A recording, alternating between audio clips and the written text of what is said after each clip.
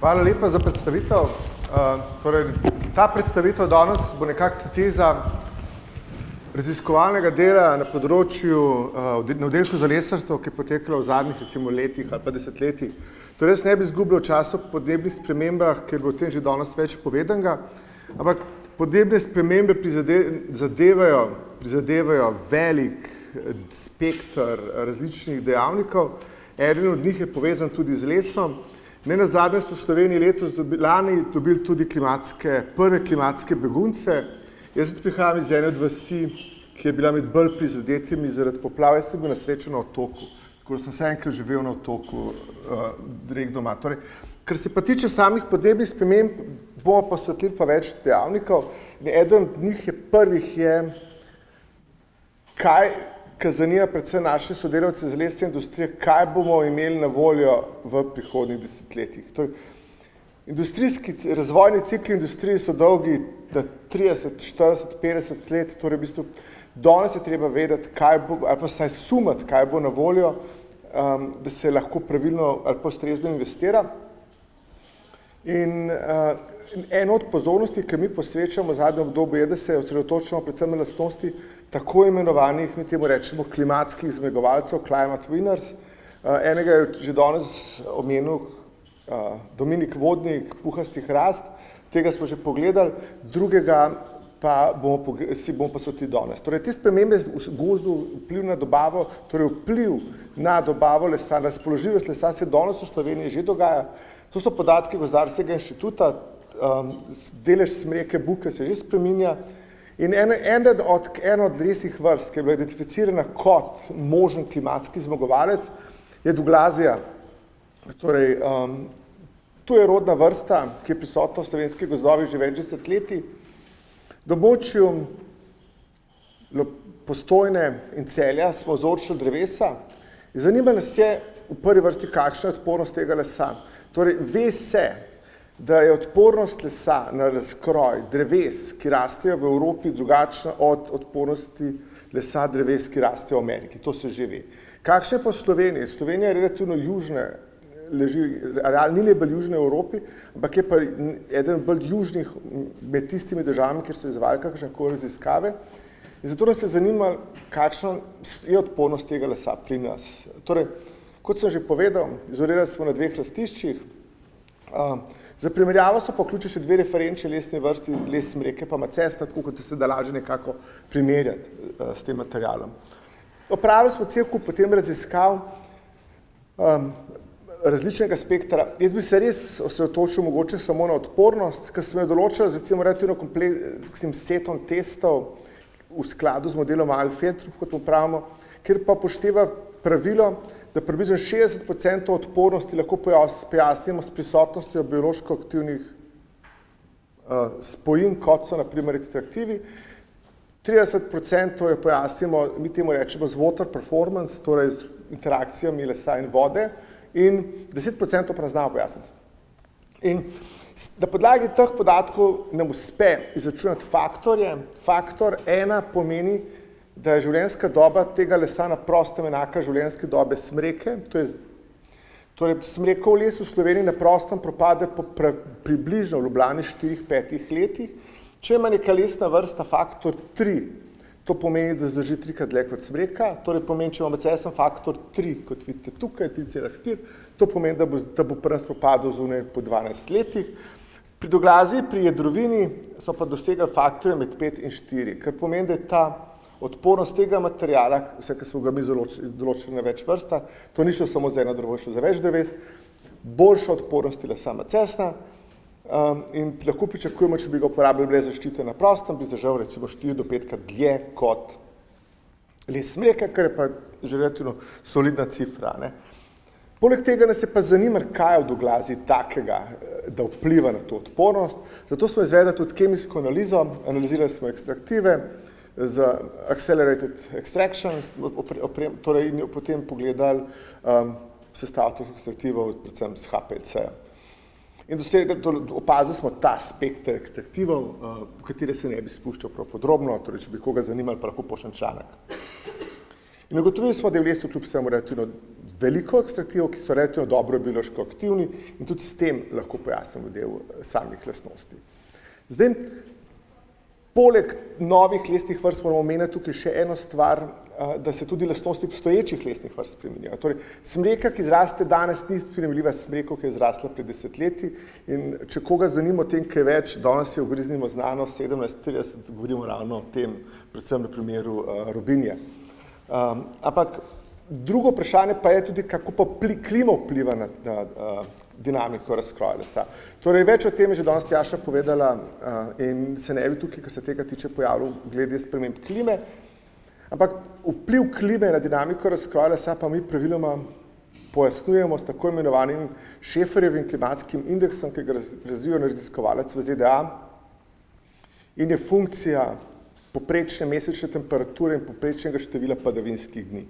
Torej, višja je temperatura, če znotraj nekega optimuma, pa več je število padavinskih dni boljše za razkroj.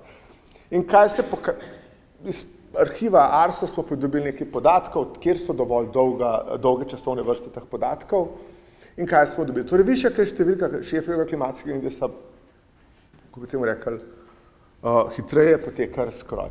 V vseh slovenskih krajih, z izjemo Portoroža, pa pri Portorožu moram povedati, so cel kup težav, zato ker tam se je klimatska postaja zelo spremenila znotraj 50 let. Tako da, mogoče je to lahko delno pri Portorožu pojasnimo tudi s tem, se je dinamika razkroja bistveno spremenila. Torej, na primeru Ljubljane to pomeni, da če se je med leti 60-70, če je bila življenjska doba smrekovine na prostem 8 let, je danes samo še 6 let. To pomeni ta premik. Torej, za 20% se je življenjska doba smrekovega lesa zmanjšala. Najbolj izrazite so pa te spremembe ravno na primeru na območju alpskih dolin. Tak tipičen primer je Trenta, na primer, Rateče. V tem okolju se je pa relativno tradicionalno zelo prisotna raba lesa. In z lokalno skupnostjo v Bovcu smo mi želeli nasloviti ta problem. Torej, to gre za socialno deprivilegirano okolje. Lesena streha stane 3-krat več kot recimo bramak streha. Torej, tam in ljudem, ki so brez denarja, ti povedo, da morajo porabiti 3-krat dražjo streho, ki zdrži 3-krat manj. Mislim, ni najbolj fair. In zato smo demonstrirali na tej golobarski žičanci, kako na okolju prijazen način izdelati primerno streho z uporabo naprednih tehnologij, da vidijo, ne samo da en z ljubljansko tablico pride, pa to je red flag, ampak da pokaže, da se ljudje skozi čas spremljajo in vse to je opremljeno tudi senzori in lahko spremljamo. Torej, o strehah zelo rad govorim, ampak ne bi tukaj govoril, ker pomanjkanja časa in na podoben način smo demonstrirali te tehnike tudi drugje. V ta namen so postavili več takih klops, kot jih vidite tukaj. Ena je na Veliki planini v Sečovljah, ena nam je skoraj zgorela v Jamlah, ki je bil ta veliki kraški požar in če boste šli na Veliko planino, lahko tudi testirate. In tudi tukaj spremljamo, kaj se dogaja, da vidimo kako. Ampak podnebje se pa ne spreminja samo v Sloveniji, spreminja se tudi v Evropi, zato smo skupaj z nemški kolegi razvili grafični prikaz, kaj se bo dogajalo. Torej, na nek način nas najbolj zanimiv je ta spodnji graf, ki prikazuje spremembo Schaefferjevega klimatskega indeksa. Torej, spremembe se bodo zgodile skoraj povsod, tudi v Sloveniji, ne glede na to, skoraj kamorkoli gremo. Povsod bo razkroj potekal hitreje, res nekaj manjših izjem po puščavskih območjih Španije. V veliki meri nas pa še bolj skrbi kot sami lesni škodljivci, nas pa še veliko skrbi, sam kot dinamika razkroja, nas pa skrbi tudi, da se bodo pojavili novi škodljivci oziroma da se bodo obstoječi bolj razširili. Eden menih ljubših so termiti. Termite imamo že naravno prisotne na Slovenskem primorju, ampak če pa nekoliko bolj toplo, se pa lahko sprehodijo tudi malo bolj v notranjost. In glede na, v bistvu, če mi te termite spustimo v Ljubljano, je dovolj en, recimo, nepreviden, recimo rečemo, prebivalec Ljubljane. V Anglijo so jih pripeljali stegeljci iz rož, stegeljci s palmami iz Francije. Torej, v tegeljc palme so švercali domov in so zraven pripeljali še termite in so se s tem razširili. In recimo termiti so trenutno takole nekako razširjeni, to je pa črn scenarij, kam bi se lahko še razširili. Torej, v Sloveniji bi se zgodil udor, lahko rečemo po stari terminologiji, iz juga, torej z jugovzhoda, preko Novega mesta navzgor, do kamorkoli bi pa segali. To je območje, kjer obstaja največja verjetnost, da bi se pojavili. Torej, na Primorskem so pa že relativno dolg časa prisotni. Gre za relativno grob podelek šibko ločljivostjo. Če se pa bi pojavil v Ljubljani, pa tudi v Ljubljani brez težav preživijo, ker so toplovodi, kanalizacija je dovolj toplih gnezd, da preživijo zimo. In druga stvar, ker ravno tako vpliva na res so ekstremni dogodki, enega takih smo doživeli, tukaj izkoriščam, pa mi smo s kolegi obiskali recimo vsaj 100 poplavnih lesenih hiš. Zdaj mogoče samo za primer, torej klasična betonska poplavna hiša je med poplavnim dogodkom, pa nas smo v Komendi to računali, popila 6 ton vode zidana. Predstavljate si, 6 tonih ceglo postavite enega zraven drugega, lesena samo tono. Zato je bistveno lažje posušiti, spraviti vodo ven, kakorkoli se govori o tem. In mi pravimo, pri prenovi je treba zdaj upoštevati tudi to, da z obstoječimi metodami, ki jih imamo na voljo, ne bo nujno treba se dali rešiti starih problemov. Torej, mi ne moramo zdaj uporabljati energetsko potratnih materialov za to, da obnavljamo stoječ gradbeni fond, je treba se pač preusmeriti na okolju prijaznejše načine gradnje. In oziroma tudi za recimo temu izkoristiti okrožno biomaso. In glede na to, da se nam obeta, da se bo recimo temu povečal tudi delež lesnih vrst, ki jih trenutno še ne znamo dobro valorizirati, je ena od možnosti, ki jih imamo na voljo, tudi uporaba biološko aktivnih pri pridobivanju ekstraktivov, ki bi jih želeli tržiti kot naprimer prehranska dopolnila. In včasih je profesor Torelli, ko sem bil študent, govoril, da je največji denarna vrednost pri lesu, ki se ga da dobiti violina, da je to največ, kar se da dobiti iz enega kubika lesa, da narediš violino. Smo danes nekako mnenja, da to ni nujno več tako, da če dobimo ekstraktive recimo iz lesa bele jelke, da tukaj imamo v bistvu boljši vrednostni izkoristek iz lesa, enega kubika lesa, seveda ne moramo si jelke v to predelati, da se razume. In eno od slovenskih podjetij, Ars Farme, to že tudi uspešno trži in prodaja prehranska dopolnila izdelana iz lesa in so na srečo sofinancirali tudi eno od raziskav na to temo. In eno od nalog naših kolegov, ki so se ukvarjali s temi stvarmi, je bila, da so skušali vrednotiti, kje je katera rastišča jelke so najboljša, kateri deli tkiva jelke so najbolj za to primerni in so to recimo določili sodobne analitske metode, predvsem KCMS pa HPLC. In danes v bistvu je to recimo ena od možnih dodanih vrednosti, s katerimi lahko valoriziramo dodatno recimo lesne ostanke ali les slabše kakovosti.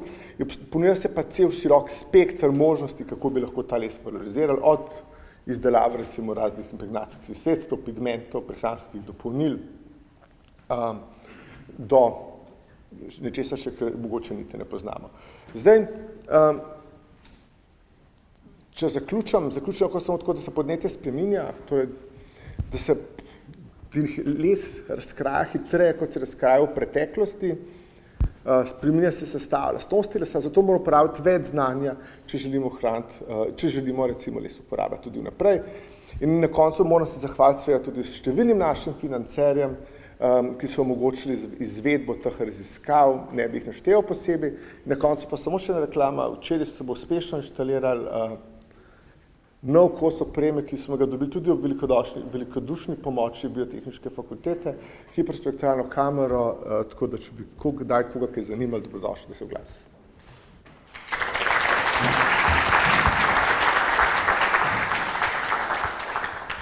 Hvala za zanimivo predstavitev. Imamo dve vprašanji in sicer ali se pogozduje z Douglasie, verjetno mišljeno v Sloveniji. Zdaj, vprašanje pogozdovanja Douglasie je bolj vprašanje zame, mogoče vprašanje za prodekana ali pa recimo za Thomasa, ampak po meni znanih podatkih se Douglasio ne pogozduje. In pa še drugo vprašanje, ali je Douglasia bolj odporna na lubadarja? Zdaj, če mislim, zdaj, kar se tiče, včasih, ko sem se shodil še na fakulteto, so mi enkrat predavanje profesora Titovška je rekel, ki je prišel gostovati k nam, je rekel, da vsako drevo ima svojega podlubnika, samo vprašanje, če že preto, ampak zdaj niste te hoteli se, ampak če pogledamo, če se peljemo od Rauber komande v Ljubljano in pogledamo desno stran, tam vidimo sestoje Douglasie. To je recimo zame case study, ki je meni osebno všeč. Torej, Tisto območje je bilo zelo požledeneno in v žledu so tam propadle listovci, številni so propadali.